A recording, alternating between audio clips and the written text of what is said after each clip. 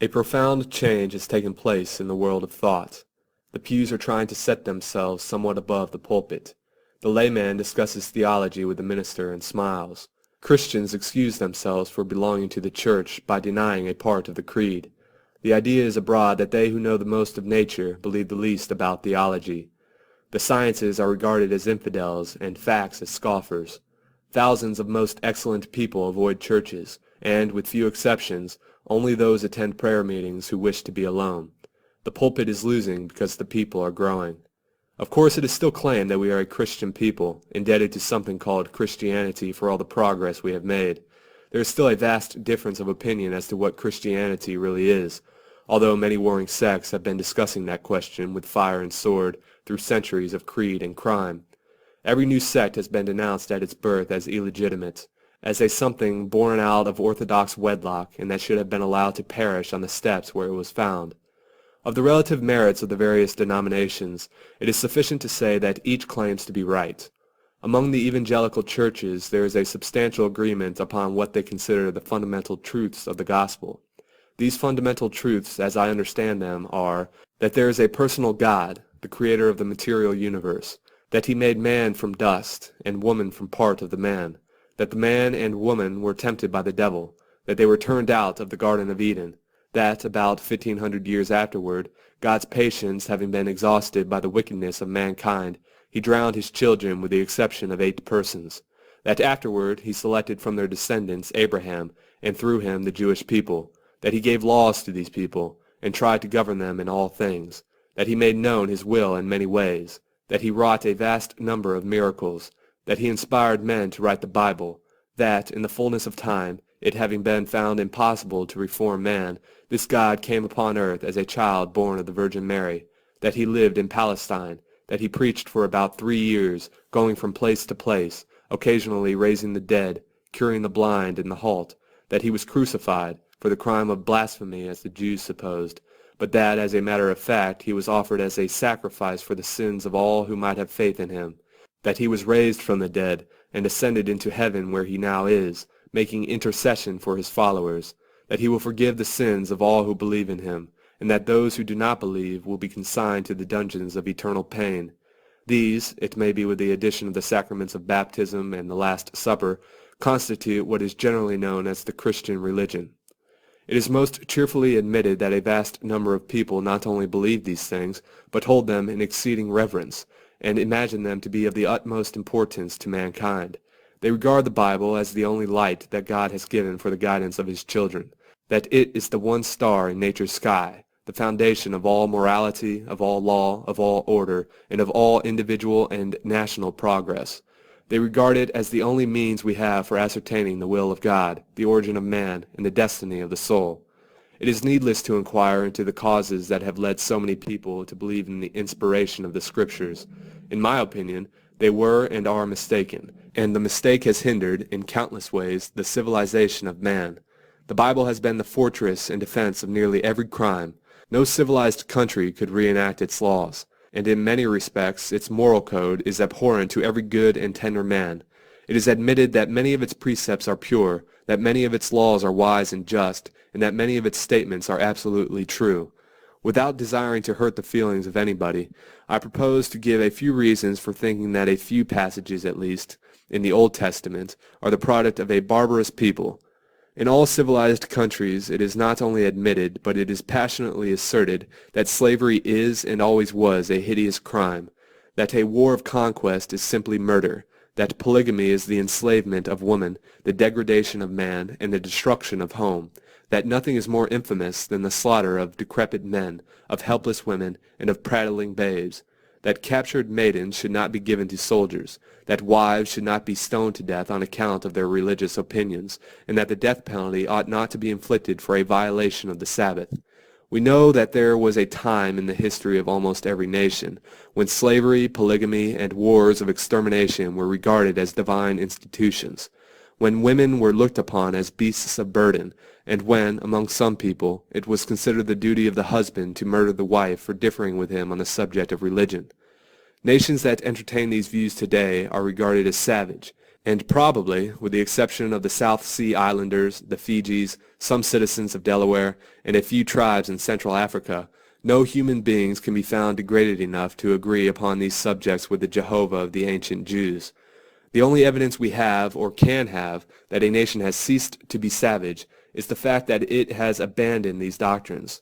To everyone, except the theologian, it is perfectly easy to account for the mistakes, atrocities, and crimes of the past by saying that civilization is a slow and painful growth, that the moral perceptions are cultivated through ages of tyranny, of want, of crime, and of heroism, that it requires centuries for man to put out the eyes of self and hold in lofty and in equal poise the scales of justice, that conscience is born of suffering, that mercy is the child of the imagination, of the power to put oneself in the sufferer's place, and that man advances only as he becomes acquainted with his surroundings, with the mutual obligations of life, and learns to take advantage of the forces of nature. But the believer in the inspiration of the Bible is compelled to declare that there was a time when slavery was right, when men could buy and women could sell their babes. He is compelled to insist that there was a time when polygamy was the highest form of virtue, when wars of extermination were waged with the sword of mercy, when religious toleration was a crime, and when death was the just penalty for having expressed an honest thought. He must maintain that Jehovah is just as bad now as he was 4,000 years ago, or that he was just as good then as he is now, but that human conditions have so changed that slavery, polygamy, religious persecutions, and wars of conquests are now perfectly devilish. Once they were right, once they were commanded by God himself, now they are prohibited. There has been such a change in the conditions of man that, at the present time, the devil is in favor of slavery, polygamy, religious persecution, and wars of conquest. That is to say, the devil entertains the same opinion today that Jehovah held 4,000 years ago, but in the meantime Jehovah has remained exactly the same, changeless, and incapable of change. We find that other nations beside the Jews had similar laws and ideas, that they believed in and practiced slavery and polygamy, murdered women and children, and exterminated their neighbors to the extent of their power. It is not claimed that they have received a revelation.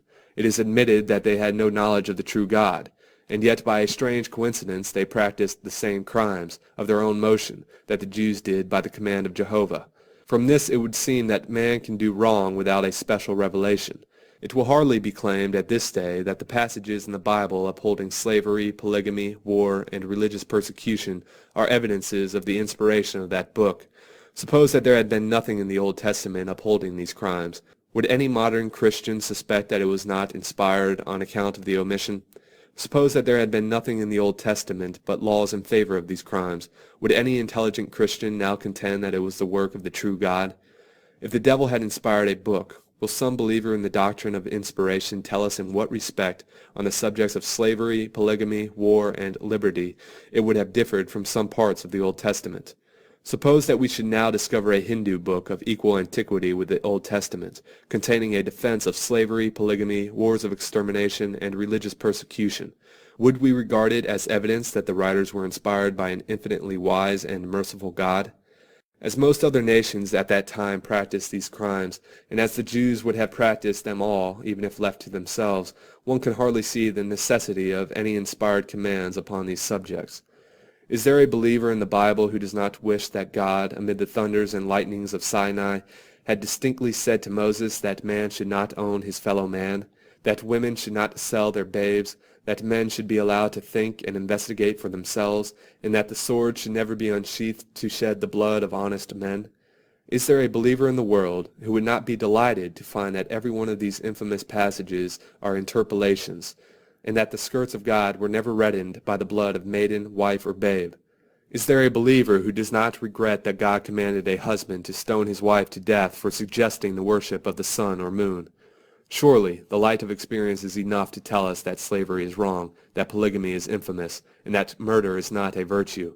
No one will now contend that it was worth God's while to impart the information to Moses or to Joshua or to anybody else, that the Jewish people might purchase slaves of the heathen, or that it was their duty to exterminate the natives of the Holy Land. The deists have contended that the Old Testament is too cruel and barbarous to be the work of a wise and loving God.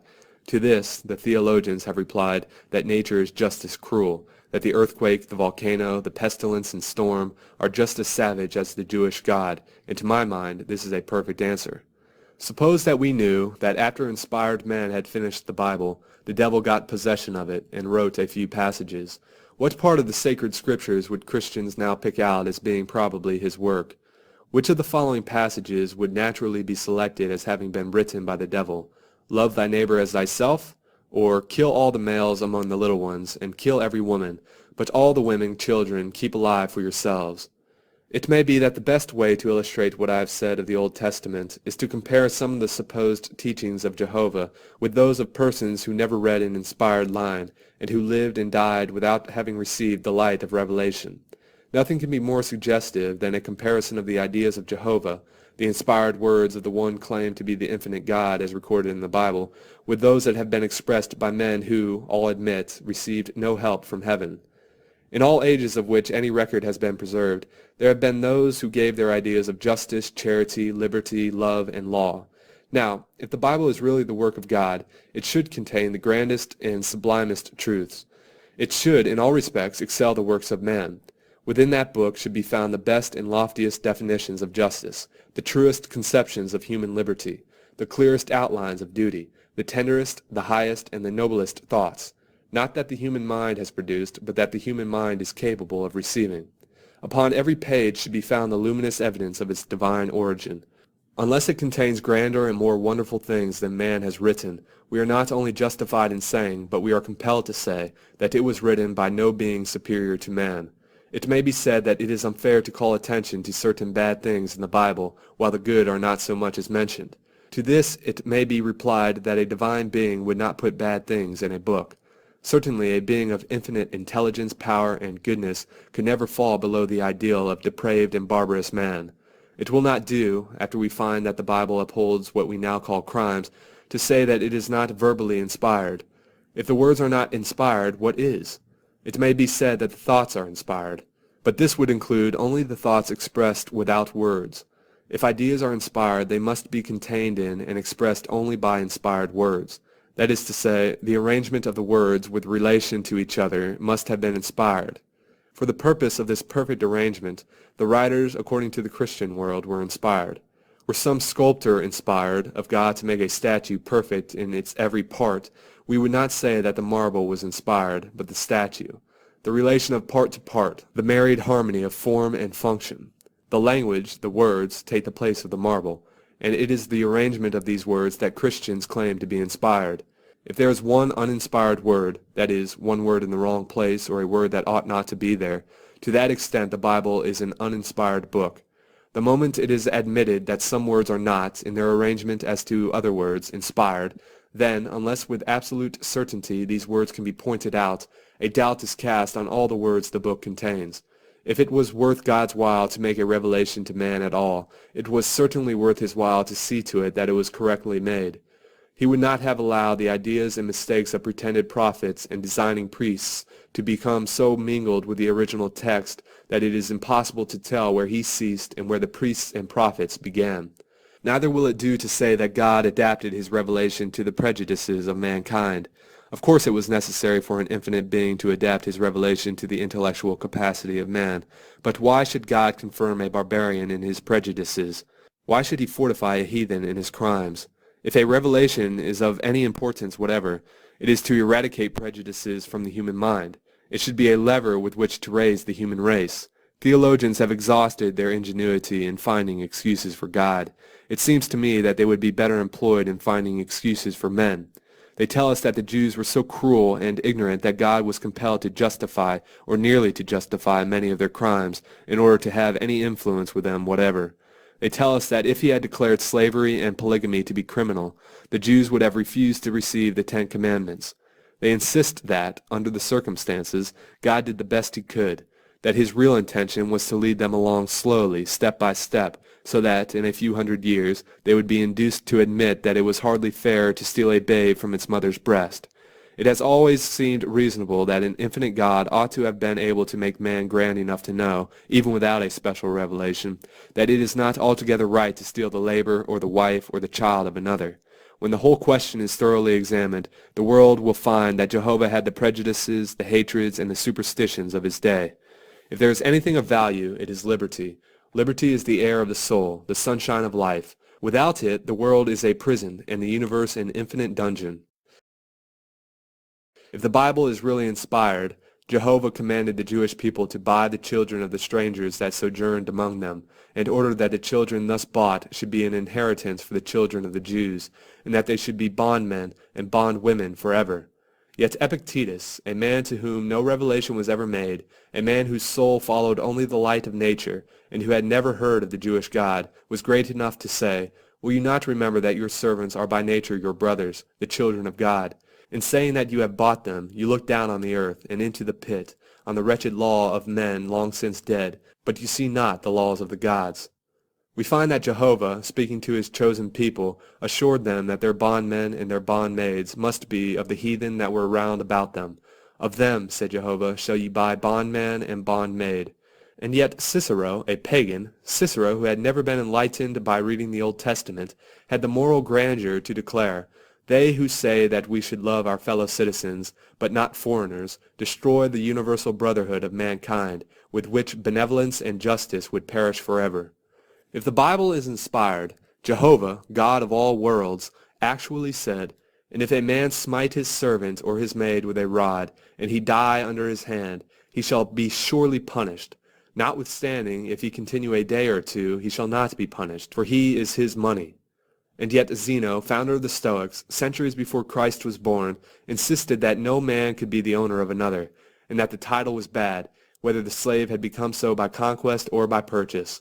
Jehovah ordered a Jewish general to make war, and gave, among others, this command, "When the Lord thy God shall drive them before thee, thou shalt smite them, and utterly destroy them. Thou shalt make no covenant with them, nor show mercy unto them." And yet Epictetus, whom we have already quoted, gave this marvelous rule for the guidance of human conduct: "Live with thy inferiors as thou wouldst have thy superiors live with thee." Is it possible, after all, that a being of infinite goodness and wisdom said, "I will heap mischief upon them, I will send my arrows upon them, they shall be burned with hunger, and devoured with burning heat, and with bitter destruction. I will send the tooth of beasts among them, with the poison of serpents of the dust. The sword without, and terror within, shall destroy both the young man and the virgin, the suckling also with the man of gray hairs." While Seneca, an uninspired Roman, said, "The wise man will not pardon any crime that ought to be punished, but he will accomplish in a nobler way all that is sought in pardoning. He will spare some and watch over some because of their youth, and others on account of their ignorance. His clemency will not fall short of justice, but will fulfill it perfectly." Can we believe that God ever said of anyone, "Let his children be fatherless, and his wife a widow. Let his children be continually vagabonds, and beg. Let them seek their bread also out of their desolate places. Let the extortioner catch all that he hath, and let the stranger spoil his labor. Let there be none to extend mercy unto him, neither let there be any to favor his fatherless children." If he ever said these words, surely he had never heard this line, this strain of music from the Hindu: "Sweet is the lute to those who have not heard the prattle of their own children." Jehovah, from the clouds and darkness of Sinai, said to the Jews, "Thou shalt have no other gods before me. Thou shalt not bow down thyself to them, nor serve them. For I, the Lord thy God, am a jealous God, visiting the iniquities of the fathers upon the children, unto the third and fourth generation of them that hate me." Contrast these with the words put by the Hindu in the mouth of Brahma: "I am the same to all mankind. They who honestly serve other gods involuntarily worship me. I am he who partaketh of all worship, and I am the reward of all worshippers." Compare these passages. The first, a dungeon where crawl the things begot of jealous slime; the other, great as the domed firmament inlaid with suns.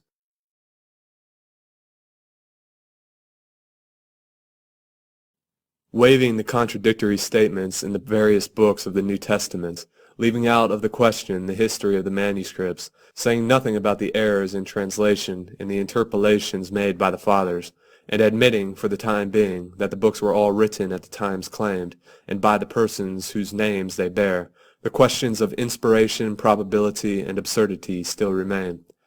As a rule, where several persons testify to the same transaction, while agreeing in the main points, they will disagree upon many minor things, and such disagreement upon minor matters is generally considered as evidence that the witnesses have not agreed among themselves upon the story they should tell. These differences in statement we account for from the facts that all did not see alike, that all did not have the same opportunity for seeing, and that all had not equally good memories. But when we claim that the witnesses were inspired, we must admit that he who inspired them did know exactly what occurred, and consequently there should be no contradiction, even in the minutest detail.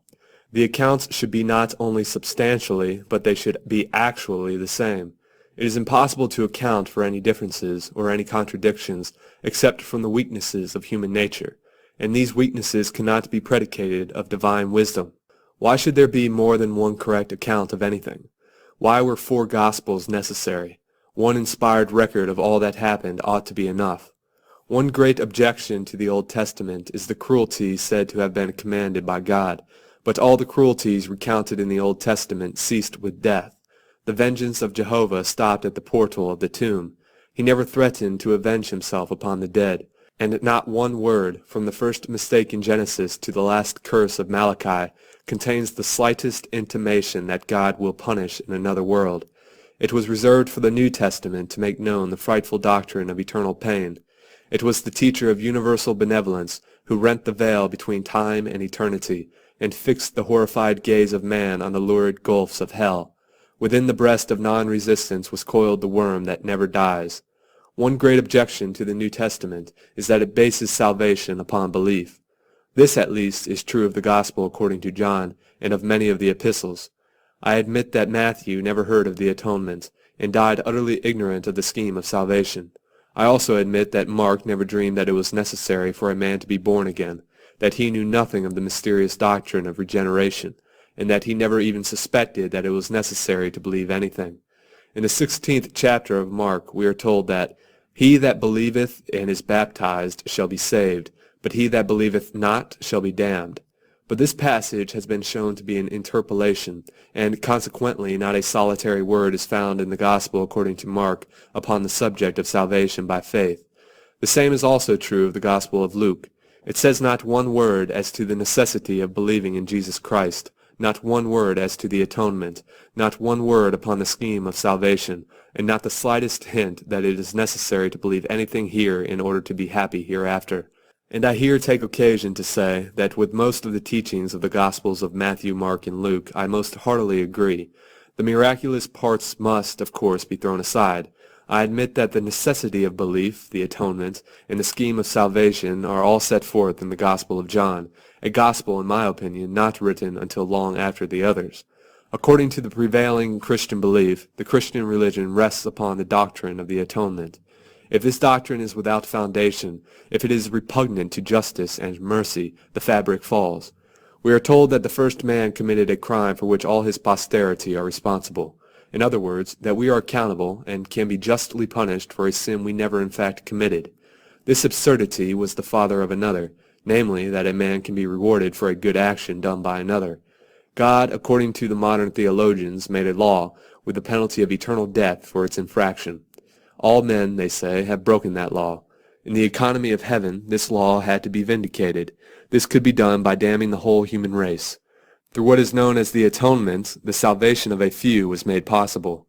They insist that the law, whatever that is, demanded the extreme penalty, that justice called for its victims, and that even mercy ceased to plead.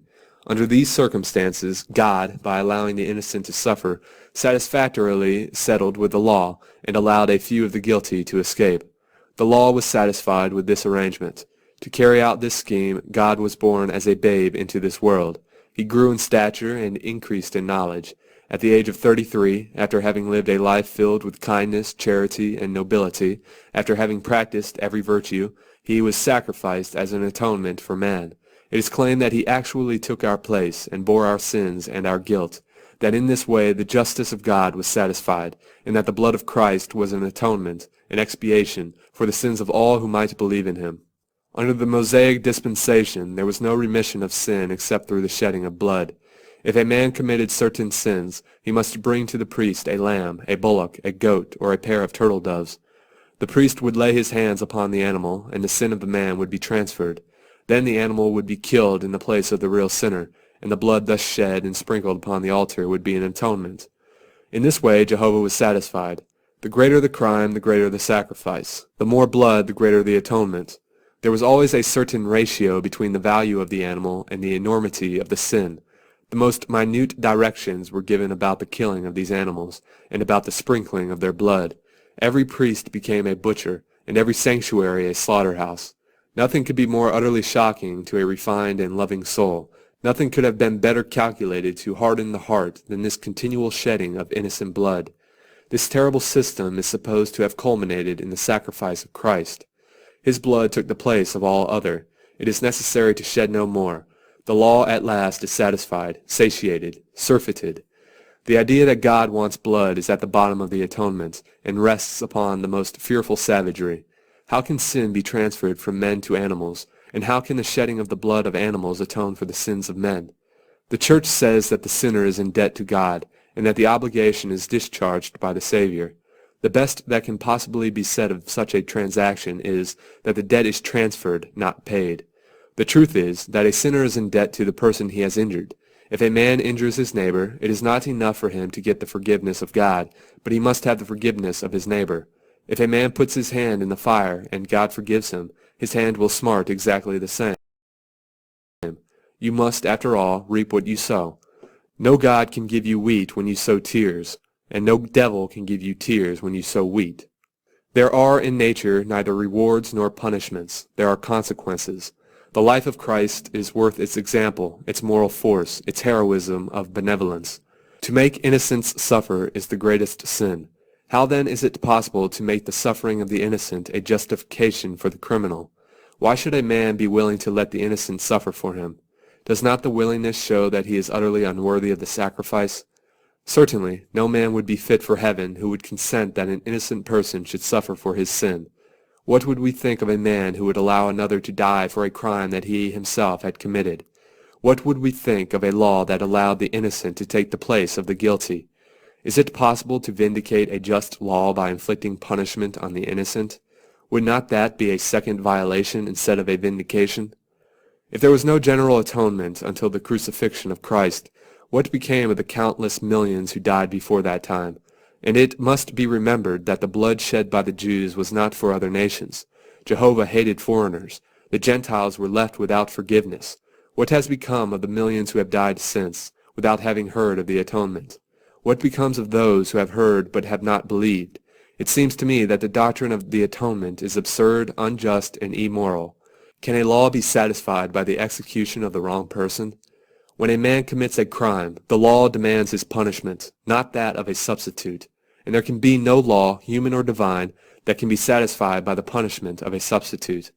Can there be a Jew that demands that the guilty be rewarded? And yet, to reward the guilty is far nearer justice than to punish the innocent.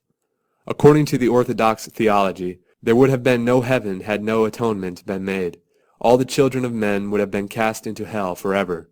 The old men bowed with grief, the smiling mothers, the sweet babes, the loving maidens, the brave, the tender, and the just, would have been given over to eternal pain. Man, it is claimed, can make no atonement for himself. If he commits one sin, and with that exception lives a life of perfect virtue, still that one sin would remain unexpiated, unatoned, and for that one sin he would be forever lost. To be saved by the goodness of another, to be a redeemed debtor forever, has in it something repugnant to mankind. We must also remember that Jehovah took special charge of the Jewish people, and we have always been taught that he did so for the purpose of civilizing them. If he had succeeded in civilizing the Jews, he would have made the damnation of the entire human race a certainty, because, if the Jews had been a civilized people when Christ appeared, a people whose hearts had not been hardened by the laws and teachings of Jehovah, they would not have crucified him, and, as a consequence, the world would have been lost. If the Jews had believed in religious freedom, in the right of thought and speech, not a human soul could ever have been saved. If, when Christ was on his way to Calvary, some brave, heroic soul had rescued him from the holy mob, he would not only have been eternally damned for his pains, but would have rendered impossible the salvation of any human being, and, except for the crucifixion of her Son, the Virgin Mary, if the Church is right, would be today among the lost.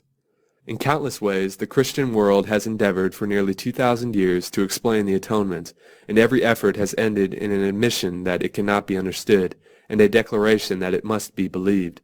Is it not immoral to teach that man can sin, that he can harden his heart and pollute his soul, and that, by repenting and believing something that he does not comprehend, he can avoid the consequences of his crimes? Has the promise and hope of forgiveness ever prevented the commission of a sin? Should men be taught that sin gives happiness here, that they ought to bear the evils of a virtuous life in this world for the sake of joy in the next, that they can repent between the last sin and the last breath, that after repentance every stain of the soul is washed away by the innocent blood of another, that the serpent of regret will not hiss in the ear of memory, that the saved will not even pity the victims of their own crimes, that the goodness of another can be transferred to them, and that sins forgiven cease to affect the unhappy wretches sinned against? Another objection is that a certain belief is necessary to save the soul. It is often asserted that to believe is the only safe way. If you wish to be safe, be honest. Nothing can be safer than that.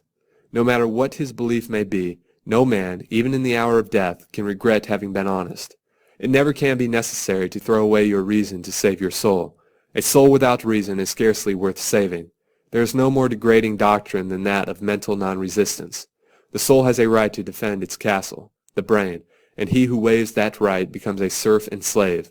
Neither can I admit that a man, by doing me an injury, can place me under obligation to do him a service. To render benefits for injuries is to ignore all distinctions between actions. He who treats his friends and enemies alike has neither love nor justice. The idea of non-resistance never occurred to a man with power to protect himself. This doctrine was the child of weakness, born when resistance was impossible. To allow a crime to be committed when you can prevent it is next to committing the crime yourself. And yet, under the banner of non-resistance, the Church has shed the blood of millions, and in the folds of her sacred vestments have gleamed the daggers of assassination. With her cunning hand she wove the purple for hypocrisy, and placed the crown upon the brow of crime. For 1,000 years larceny held the scales of justice, while beggars scorned the princely sons of toil, and ignorant fear denounced the liberty of thought. If Christ was in fact God, he knew all the future. Before him, like a panorama, moved the history yet to be. He knew exactly how his words would be interpreted. He knew what crimes, what horrors, what infamies would be committed in his name. He knew that the fires of persecution would climb around the limbs of countless martyrs. He knew that brave men would languish in dungeons in darkness filled with pain, that the Church would use instruments of torture, that his followers would appeal to whip and chain. He must have seen the horizon of the future red with the flames of the auto da fe. He knew all the creeds that would spring like poison fungi from every text. He saw the sects waging war against each other.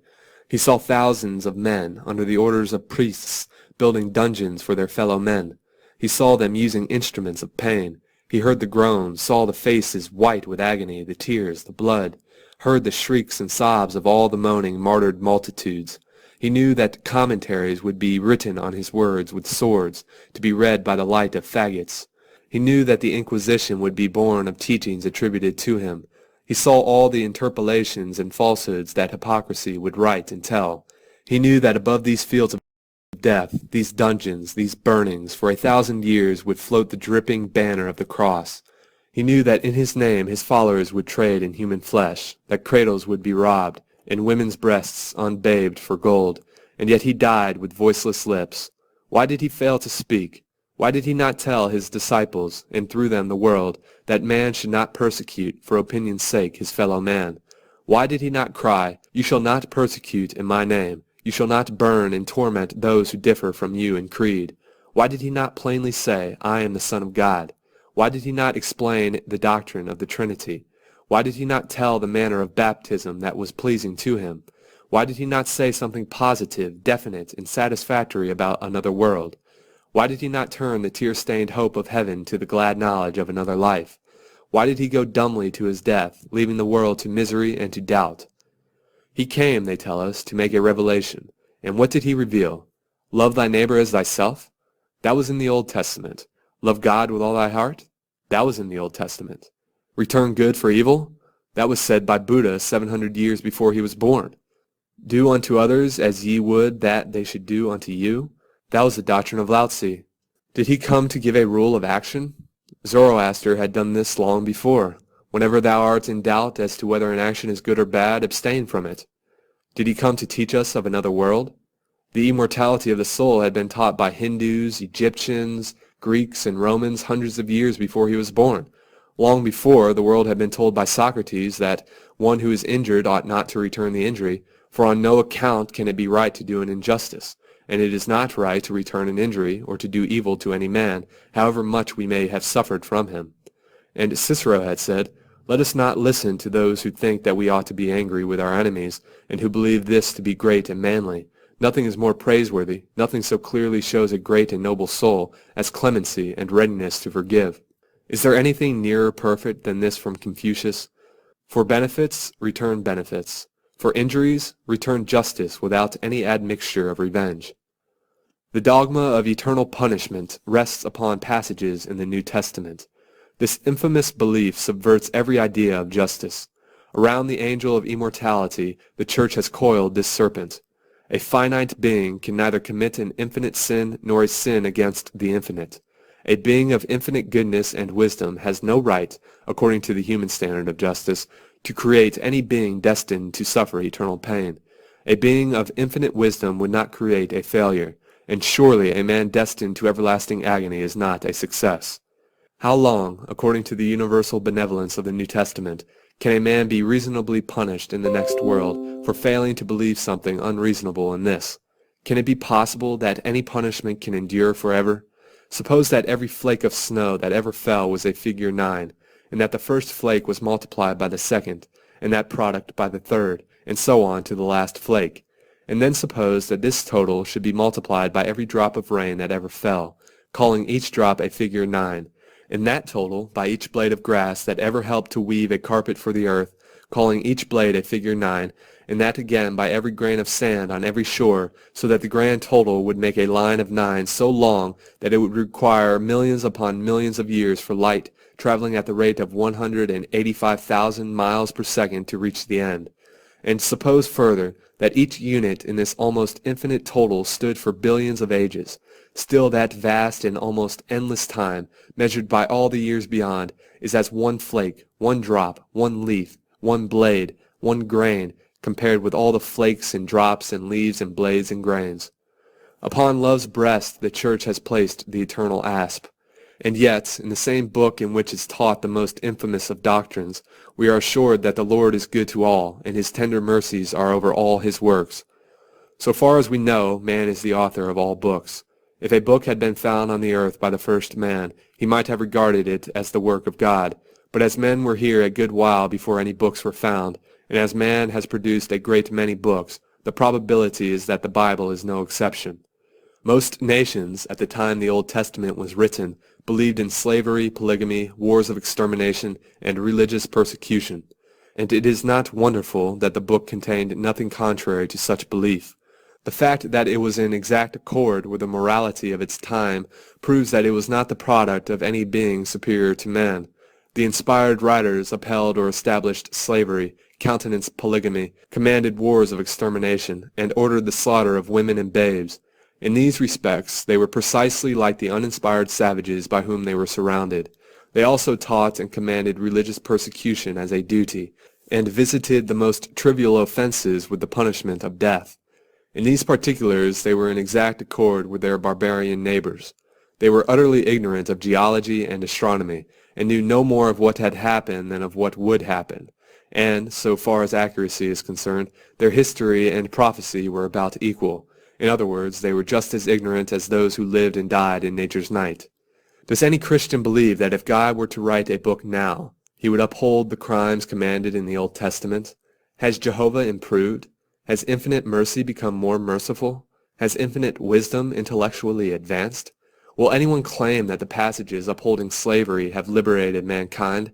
That we are indebted for our modern homes to the texts that made polygamy a virtue? Or that religious liberty found its soil, its light, and reign in the infamous verse wherein the husband is commanded to stone to death the wife for worshipping an unknown God? The usual answer to these objections is that no country has ever been civilized without the Bible. The Jews were the only people to whom Jehovah made his will directly known. The the only people who had the Old Testament. Other nations were utterly neglected by their Creator. Yet such was the effect of the Old Testament on the Jews that they crucified a kind, loving, and perfectly innocent man. They could not have done much worse without a Bible. In the crucifixion of Christ, they followed the teachings of his Father. If, as it is now alleged by the theologians, no nation can be civilized without a Bible, certainly God must have known the fact 6,000 years ago, as well as the theologians know it now. Why did he not furnish every nation with a Bible? As to the Old Testament, I insist that all the bad passages were written by men, that those passages were not inspired. I insist that a being of infinite goodness never commanded man to enslave his fellow man, never told a mother to sell her babe, never established polygamy, never ordered one nation to exterminate another, and never told a husband to kill his wife because she suggested the worshipping of some other god. I also insist that the Old Testament would be a much better book with all of these passages left out, and, whatever may be said of the rest, the passages to which attention has been drawn can with vastly more propriety be attributed to a devil than to a god. Take from the New Testament all passages upholding the idea that belief is necessary to salvation, that Christ was offered as an atonement for the sins of the world, that the punishment of the human soul will go on forever, that heaven is the reward of faith, and hell the penalty of honest investigation. Take from it all miraculous stories, and I admit that all the good passages are true. If they are true, it makes no difference whether they are inspired or not. Inspiration is only necessary to give authority to that which is repugnant to human reason. Only that which never happened needs to be substantiated by miracles. The universe is natural. The Church must cease to insist that the passages upholding the institutions of savage men were inspired of God. The dogma of the atonement must be abandoned. Good deeds must take the place of faith.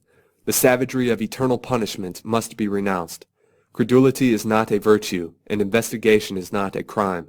Miracles are the children of mendacity. Nothing can be more wonderful than the majestic, unbroken, sublime, and eternal procession of causes and effects. Reason must be the final arbiter. Inspired books attested by miracles cannot stand against a demonstrated fact. A religion that does not command the respect of the greatest minds will, in a little while, excite the mockery of all. Every civilized man believes in the liberty of thought. Is it possible that God is intolerant? Is an act infamous in man one of the virtues of the deity? Could there be progress in heaven without intellectual liberty? Is the freedom of the future to exist only in perdition?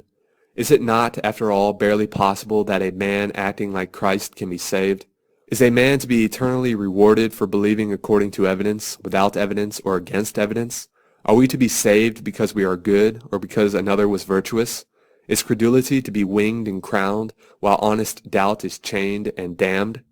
Do not misunderstand me. My position is that the cruel passages in the Old Testament are not inspired, that slavery, polygamy, wars of extermination, and religious persecution always have been, are, and forever will be abhorred and cursed by the honest, the virtuous, and the loving, that the innocent cannot justly suffer for the guilty, and that vicarious vice and vicarious virtue are equally absurd, that eternal punishment is eternal revenge, that only the natural can happen, that miracles prove the dishonesty of the few and the credulity of the many, and that, according to Matthew, Mark, and Luke, salvation does not depend upon belief, nor the atonement, nor a second birth, but that these Gospels are in exact harmony with the declaration of the great Persian, taking the first footstep with the good thought, the second with the good word, and the third with the good deed, I entered paradise.